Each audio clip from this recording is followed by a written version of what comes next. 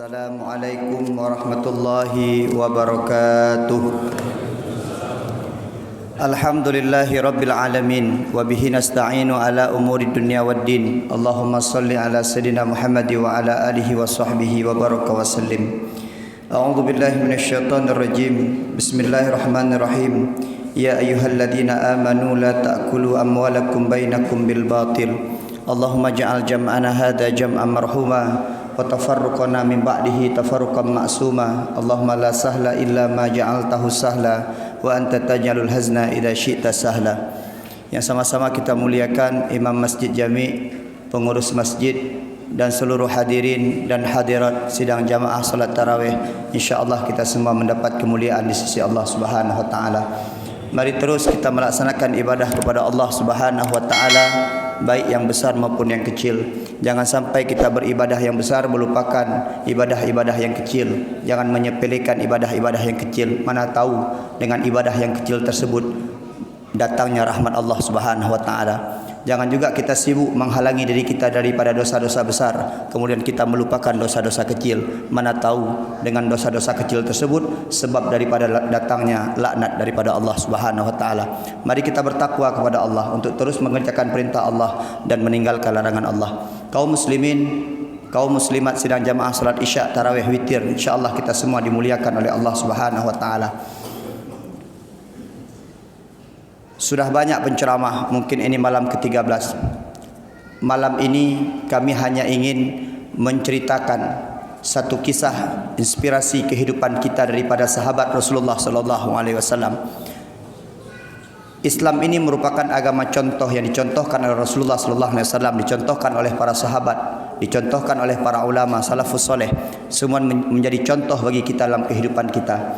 Ketika kita mau melihat, ketika kita mau mengamalkan, ketika kita mau meneladani daripada contoh-contoh tersebut, maka insya-Allah hidup kita akan bahagia dunia dan akhirat. Ini ada sebuah cerita tentang bagaimana seorang ayah menahan anaknya untuk memakan hal yang haram daripada orang lain.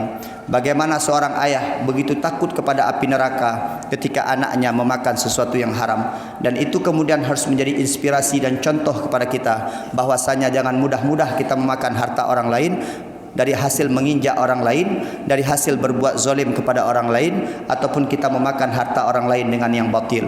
Disampaikan oleh Allah dalam surat An-Nisa ayat 29, ya ayyuhalladzina amanu la ta'kulu amwalakum bainakum bil batil.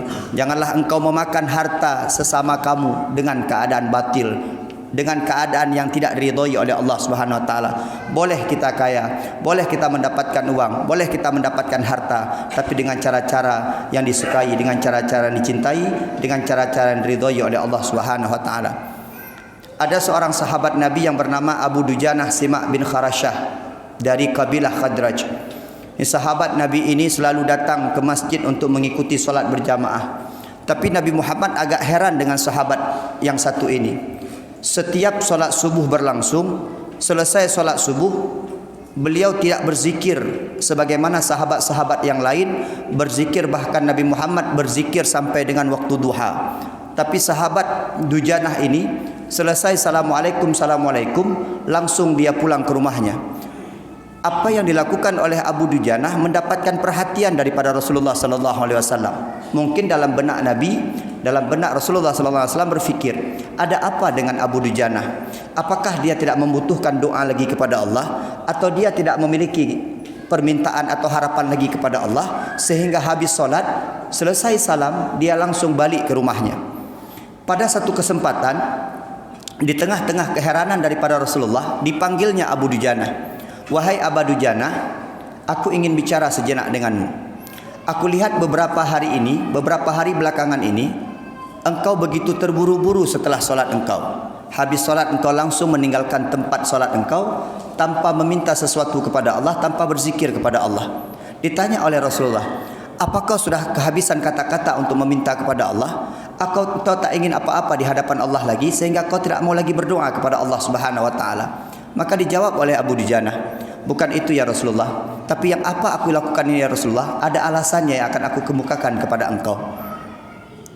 Nabi mengatakan, aku siap mendengarkan apa alasan yang engkau inginkan atau yang kau utarakan hai Abu Dujanah. Begini ya Rasulullah, Aku ini dari keturunan keluarga yang tidak berpunya. Aku orang miskin, aku memiliki anak.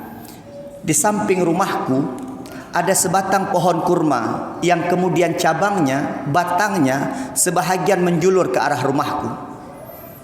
Setiap malam ketika angin datang menghembus, maka ada beberapa kurma yang jatuh di halaman rumahku. Ada beberapa kurma yang jatuh di atas genteng rumahku.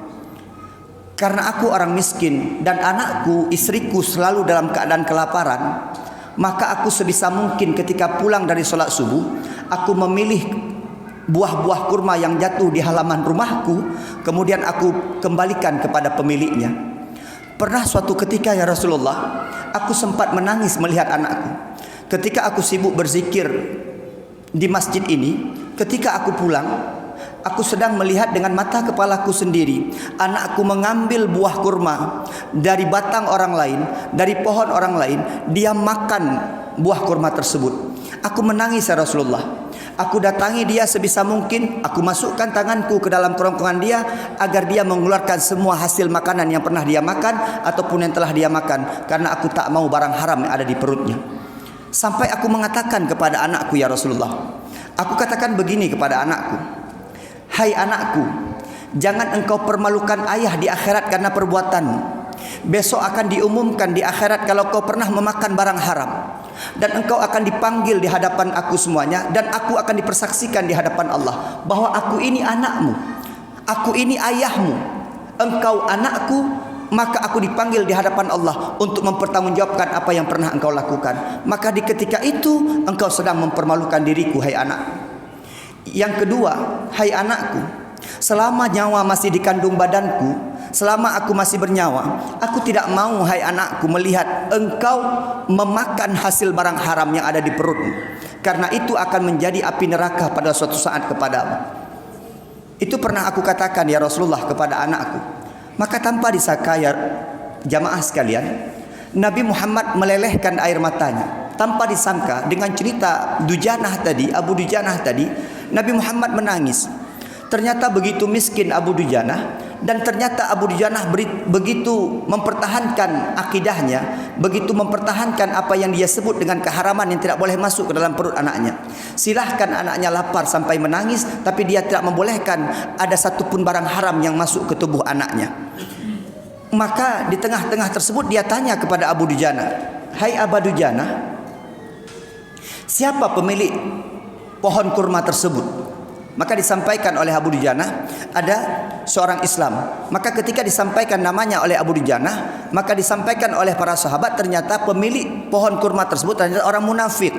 Artinya orang munafik apa? Orang yang mengaku Islam tetapi kemudian amalannya jauh daripada Islam. Kita sudah tahu bagaimana ayatul munafiki salasun. Dia mengatakan Islam di hadapan Rasul, dia mengatakan Islam di hadapan Allah, tapi ketika dia berpaling daripada Rasulullah, ketika berpaling daripada sahabat-sahabat, mungkin dia pengolok-pengolok Islam. Maka sahabat sepakat pemilik pohon kurma tersebut adalah orang munafik. Maka Rasulullah SAW memanggil pemilik pohon kurma tersebut. Hai fulan, aku ingin membeli pohon kurma yang ada di halaman rumahmu. Aku ingin membeli dengan zamrud dari dalam syurga. Aku ingin membeli dengan permata. Artinya apa? Mungkin Rasulullah ingin meminta buah pohon kurma tersebut diberikan kepada Rasulullah dengan balasan syurga di hadapan orang tersebut. Tapi apa jawaban munafik tersebut? Ya Rasulullah, aku tidak ingin menjual pohon kurmaku dengan angan-angan. Aku tidak ingin menjual kurmaku dengan iming-iming syurga, tapi aku ingin menjual pohon kurmaku dengan uang tunai atau uang yang nyata. Apa kata Rasul? Aku ingin membeli juga pohon kurmamu 10 kali lipat daripada pohon-pohon kurma yang lain. Baik ya Rasulullah, engkau bayar hari ini. Maka di samping Rasulullah kebetulan ada Abu Bakar As-Siddiq, sahabat Nabi Muhammad SAW. Maka apa kata Abu Bakar?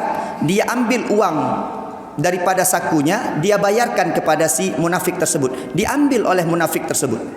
Ketika diambil, si munafik tersebut pulang. Ketika pulang dia sampaikan kepada istrinya. Mungkin istrinya juga sama-sama munafik. Disampaikan kepada istrinya, hari ini kita untung besar hai istriku. Hari ini aku telah menjual pohon kurmaku kepada Rasulullah, pohon kurma ini. Coba bayangkan, pohon kurma yang ada di halaman rumah kita, kita jualkan kepada tetangga kita, yang kita berikan kepada tetangga kita, dan kita diberikan uang dengan 10 kali lipat lebih mahal daripada pohon kurma yang lain. Coba bayangkan, pohon kurma itu masih ada di halaman rumah kita dan kita masih bisa untuk mengambil manfaat daripada buah kurma tersebut. Kita akan memakan buah kurma tersebut seperti biasa, seperti hari-hari biasa. Jadi tetap si munafik ini ingin menguasai pohon kurma tersebut tanpa ingin memberikan kepada Abu Dujana. Maka ketika malam hari, si munafik ini tidur dengan pulasnya. Ketika dia bangun pagi dengan kehendak Allah Subhanahu wa taala, bismillahirrahmanirrahim, Allah Maha segala-galanya, pohon kurma yang tadinya ada di halaman Abu Dujana sudah berpindah tempat. Pohon kurma tadi yang ada di halaman orang munafik tersebut sudah berpindah tempat di halaman rumah Abu Dujana tanpa meninggalkan sedikit pun bekas bahwa pohon kurma tersebut pernah ada di halaman orang munafik tersebut. Inilah kuasa Allah Subhanahu wa taala. Bapak Ibu sekalian yang dimuliakan Allah, daripada cerita yang sangat mengharukan ini, di tengah kemiskinan, di tengah kelaparan, di tengah ketidakada apa-apaan, maka seorang sahabat tetap mempertahankan akidahnya, tetap mempertahankan syariat, tetap mempertahankan perintah daripada Allah untuk tidak memakan barang-barang haram. Bagaimana dengan kita hari ini?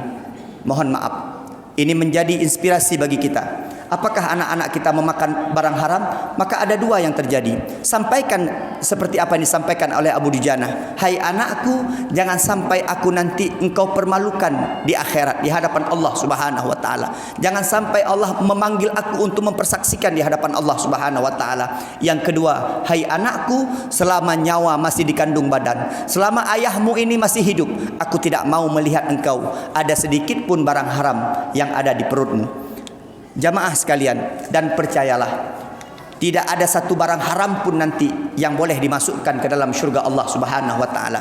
Bahkan dalam beberapa ayat dan hadis, orang-orang yang memakan harta orang lain dengan cara yang haram, dengan cara yang batil, akan dibakar oleh Allah dalam api neraka. Setelah selesai semuanya, setelah habis semuanya, setelah suci semuanya, baru dimasukkan Allah ke dalam syurganya Allah Subhanahu wa taala. Maka mari sebisa mungkin kita jauhkan daripada yang haram, kita mendekatkan kepada yang halal, karena apapun daripada keinginan Allah pasti sangat bermanfaat kepada kita semuanya. Terima kasih atas segala perhatian, mohon maaf atas segala kekurangan. Sampai jumpa di syurga. Assalamualaikum warahmatullahi wabarakatuh.